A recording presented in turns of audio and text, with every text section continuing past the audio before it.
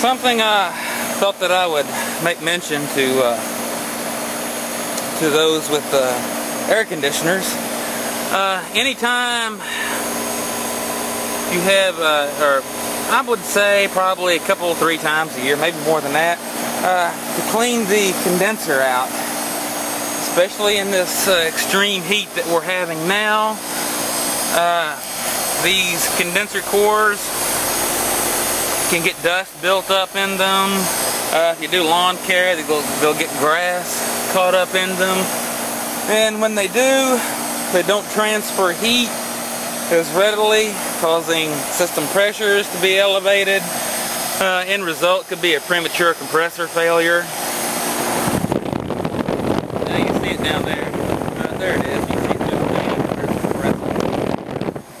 But anyways, what I'm doing today is I'm just cleaning the condenser core out. I was over here trimming earlier, and I saw that there was some grass built up along the bottom down here where I'm rinsing. I thought I'll go ahead and rinse out the whole thing.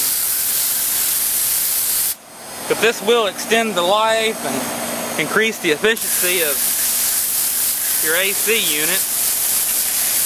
And I think the manufacturers also recommend it being done.